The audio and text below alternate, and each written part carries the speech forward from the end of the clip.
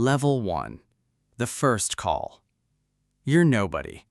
A mid-level private investigator with a leaking office in downtown Chicago and 3 clients who haven't paid in 2 months.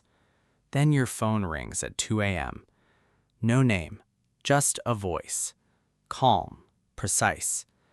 There's a situation, a photograph. We need it gone before morning. $10,000, cash. You've handled messy divorces, missing persons, insurance fraud. This feels different. But $10,000 is $10,000. You say yes. The photograph is at a hotel on Michigan Avenue, room 1408. A journalist who doesn't know yet that he's made a very powerful enemy. You get there in 20 minutes. You don't ask what's in the photo. You don't want to know. You slide an envelope under the door, a number with more zeros than the journalist has ever seen. He opens the door, looks at you, looks at the envelope. By 4 a.m., the photo no longer exists. You go home, sleep better than you have in months. The money is already in your account by sunrise. Level 2. The retainer. 3 weeks later, the same voice calls again. This time it's not a photograph. It's a woman, early 30s, a former assistant to a tech billionaire who runs a company worth $60 billion. She knows things, specific things. Your job is not to hurt her. It's never that, not yet. Your job is to offer her a settlement. Sign this document, take this money, move to another country if you want. Just stop talking. You meet her in a parking garage in Seattle. She's scared. You can see it in the way she holds her coffee cup with both hands. You slide the folder across the hood of her car. You tell her she has 24 hours. She signs within 6.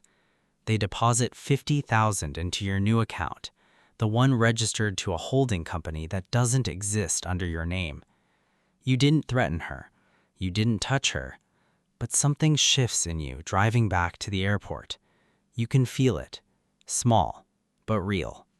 Level 3. You learn the rules. There are rules in this world. You learn them slowly. No one teaches you directly. You piece them together. Rule 1. You never know the client's full name. You know a number, a code. Rule 2. You never ask what happens after you finish. Rule 3. You never use your personal phone. Rule 4. You never feel anything on the job. You're given a new phone every 2 weeks, encrypted, preloaded. It self-wipes after 7 days of inactivity.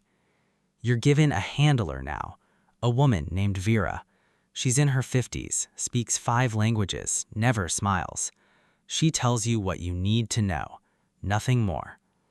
You start to notice how wide this network goes. The city attorney whose affair you quietly buried, you saw him on the news. He's now a federal judge.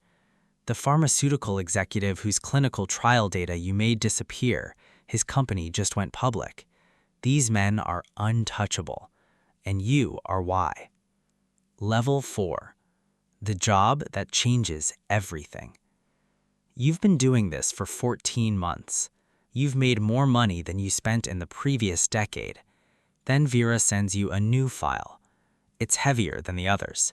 A whistleblower, a former financial officer at a sovereign wealth fund. He has documentation of $11 billion in fraudulent transfers spanning 4 governments. He's already spoken to a journalist at the Financial Times. He has copies stored in 3 locations. Your job: find the copies. Discredit the man before publication. This is different. This isn't cleaning up a photograph or silencing an affair. This is burying evidence of something global. You sit in your hotel room in Zurich for 2 hours before you move. You find the first copy, a USB drive in a safety deposit box in Geneva. You replace it with a corrupted version. The second copy is with a lawyer in London. You arrange a meeting under a false identity. The lawyer takes a deal he didn't know was coming. The third copy, that one you can't find. The story runs in the Financial Times 6 weeks later, but stripped of its strongest evidence. It's a whisker instead of a scream. Vera tells you it's enough, but you know the man with the evidence is still out there. You never sleep as well again. Level 5. The price of loyalty. You are paid $200,000 for Zurich. You now have a driver in 4 cities, safe houses in 3 countries, a lawyer in Dubai who asks no questions.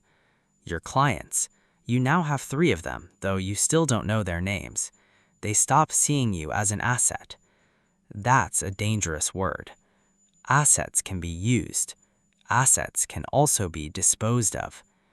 You start noticing things. A car that appears twice in one day on 2 different streets. A woman in a coffee shop who looks at her phone but never types. A door to your apartment that was locked from a different angle than you left it. You mention it to Vera. She looks at you for a long moment. You're being careful, she says. That's good. She doesn't tell you whether it's your clients watching you or someone else. You buy a second passport, a real one, from a country that processes things quietly for the right price. You start keeping your own files on everyone. Level 6. When the fixer needs a fixer. You find out what happened to the person before you. A man named Harlan, former CIA, did this work for 7 years. He tried to leave. They didn't stop him. They didn't threaten him. They simply made him irrelevant. His accounts frozen through channels that don't technically exist. His sources dried up. His contacts vanished. He died of a heart attack in a rented room in Bratislava at the age of 52.